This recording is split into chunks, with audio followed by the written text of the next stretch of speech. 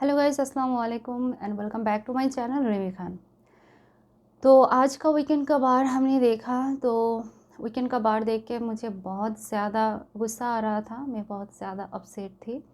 मैं सोने जाने वाली थी बट मेरा जो मैं जो अपसेट हूँ, मेरा जो फ्रस्ट्रेशन है, मुझे लगा कि मुझे बोलना चाहिए। दूसरे दिन मैं बस एक पोस्ट कर देती हूँ, ट्वीट कर देती हूँ या कोई स्टोरी डाल देती हूँ, बट आज मुझे लगा कि मुझे बोलना चाहिए। मैं बोलना चाहती हूँ। लास्ट वीकेंड के बार पे सलमान खान ने उमर को बहुत सुनाया। उमर के प्रोफेशन में गए, उनको मतलब बहुत ज़्यादा सुनाया गया था। इस वीकेंड उमर बहुत सही गया, इतना ज़्यादा मतलब कुछ ख़ास उसने एग्रेशन नहीं दिखाया, नॉर्मल गया था। मैंने सोच के रखा था कि इस वीकेंड पे तो नहीं होगा एटलीस्ट, क्योंकि उमर ने अच्छा खेला इस वीक, उसने कुछ ऐसा नहीं किया।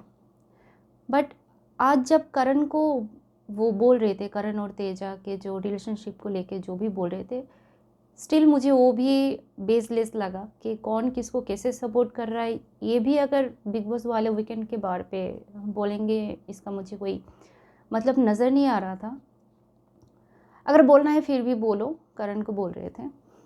बट उमर को जैसे बोला गया, वो बात मुझे इतना चुभा ना, क्योंकि उमर का शक्ल देखने लायक था।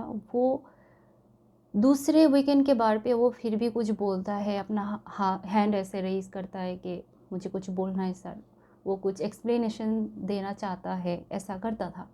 बट आज के वीकेंड के बार पे उसने कुछ नहीं कहा। He was like speechless. साफ दिख रहा था उसके शक्ल पे कि वो कितना ज़्यादा शॉक था। He was totally shocked.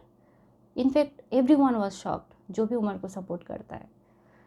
तो ऐसे कोई किसी को कैसे बैश कर सकता है, कैसे ऐसे सुना सकता है कि लिटरली उन्होंने कहा कि उमर कैसे डॉक्टर हो, दिमाग नहीं है, सेंस नहीं है, क्या जाहिल बनती है,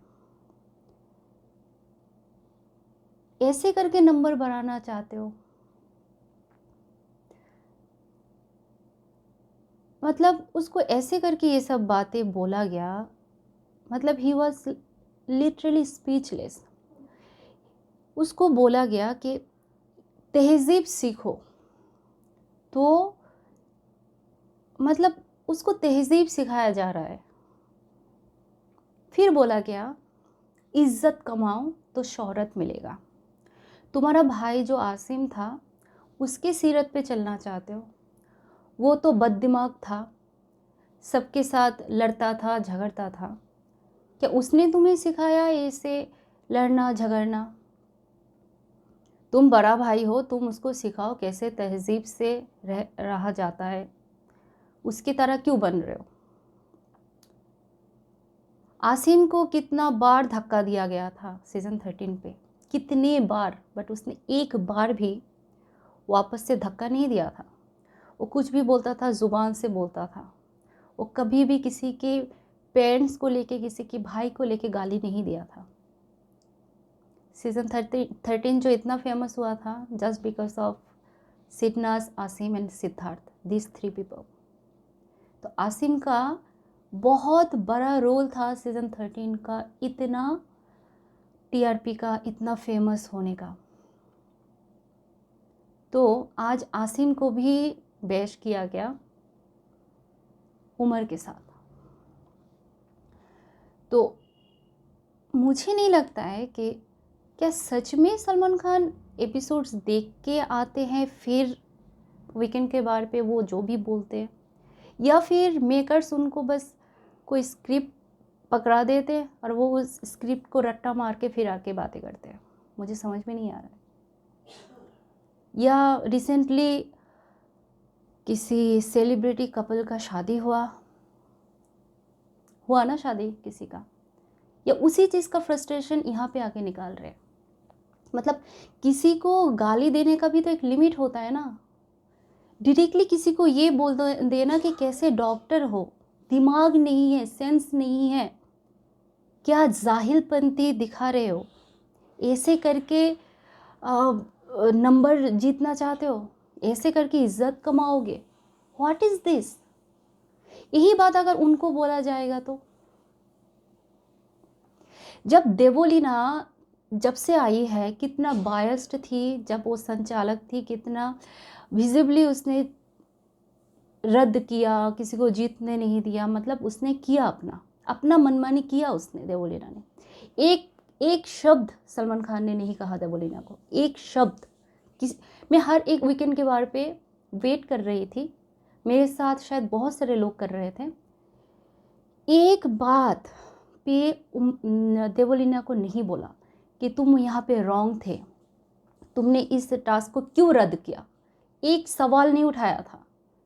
जबकि हम वेट कर रहे थे एटलीस्ट ये टास्क को रद्द कर दिया, इनको जिताया नहीं, एटलीस्ट कभी तो ऐसा होगा कि देवोलीना को कोई बोलेगा कि तुमने यहाँ पे गलत किया, क्यों टास्क को रद्द किया, कैसे संचालक हो तुम। कुछ नहीं बोला गया। उमर के भिंडी के बात को लेके बोला कि तुम तेजा को पकड़ते हो, जब प्रतीक आया था तो फिर तुम प्रतीक को बोल रहे हो कि तुम क्यों बोल रहे हो। हमने देखा है वहाँ पे क्या हुआ था। एक बात कि उमर अपने फ्रेंड्स को भी बोलता है, अगर मेरे किसी के साथ फ्रेंडशिप है इसका मतलब ये नहीं है कि मैं उसको कुछ नहीं बोल सकता। अगर वो सही है तो मैं उसको बोलूँगा तू सही है, अगर वो गलत है तो मैं कहूँगा वो गलत है। ये कौन से रूल बुक है कि मेरा फ्रेंड है तो मैं अंधा बन के किसी को सपोर्ट करूँगा। और वहाँ पे जो सीन था कि उमर ने पहले ही बोल दिया था कि ये भिंडी जो है किसने फेंका है, ये शायद अच्छा होगा, तो किसने फेंका उसने बोल दिया। फिर बाद में पता चला कि तेजा ने फेंका। तो तेजा अपना पॉइंट रख रहा था, उमर चाहता था कि तेजा अपना पॉइंट खुद रखे, क्योंकि हर एक गेस्ट आता है तो बोलता है कि तेजा तुम अपना स्टैंड खुद क्यों नहीं लेते हो, तुम खुद क्यों नहीं बोलते हो, तुम्हारे लिए कोई और क्यों कहता है, तुम्हारे लिए करण क्यों कहता है। तो उमर का पॉइंट ऐसा था कि मैं चाहता था कि तेजा खुद बोले, ना कि प्रतीक, क्योंकि प्रतीक बीच में आके खामाखपी वो घुस रहा है। मैं चाहता था कि तेजा खुद अपना एक्सप्लेनेशन दे। ये बात जाके उमर ने करण को बोला, और करण ने सवाल भी किया था कि तू क्यों बोल रहा है ऐसे तेजा को, बेचारी की शक्ल देखने लायक थी। तो जो सलमान करण को बोल रहा है कि करण सपोर्ट नहीं करता है तेजा को, बट करण करता है। बट कभी कभी करण इनसिक्योर हो जाता है जब तेजा सबके साथ बना के रखती है, लाइक निशांत के साथ, प्रतीक के साथ, सबके साथ जब वो होती है तो करण का कभी कभी होता है, इनसिक्योर होता है, बॉयफ्रेंड है इनसिक्योर होगा। जैसे तेजा भी होता है जब करण शमिता के साथ बात करता है, तो वो उनके आपस में बात जो भी है। मेरा पॉइंट ऑफ व्यू ये है कि करण और तेजा एक दूसरे को कैसे सपोर्ट कर रहे, एक दूसरे के लिए कैसे लड़ रहे। पहले तो बोला जाता है कि तेजा अपनी खुद की बात खुद क्यों नहीं रखते हो, तो करण ने आके अभी खुद बोलना बंद कर दिया है, वो चाहता है कि तेजा खुद बोला करे। अभी अगर करण नहीं बोल रहा है तेजा के लिए तो फिर बोला जा रहा है तुम क्यों नहीं उसके लिए लड़ रहे हो। आप लोग चाहते क्या हो, आपस में लड़वाना चाहते हो ताकि करण और उमर एक दूसरे के साथ फाइट करें, ताकि आपका टीआरपी हाई हो।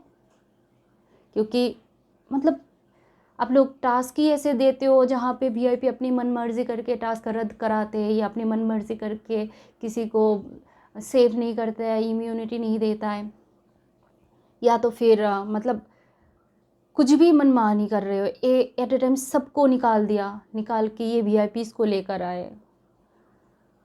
जो भी करो मनमर्जी आपकी, आपको अपना शो बिगाड़ना है बिगाड़िए, बट किसी भी इंसान को इतना ज़्यादा मत सुनाया करें। मुझे बहुत ही ज़्यादा बुरा लग रहा था, आज का वीकेंड का पार बहुत ज़्यादा बुरा लगा, क्योंकि उमर का जो शक्ल था ना देखने लायक था कि ही वॉज लाइक स्पीचलेस।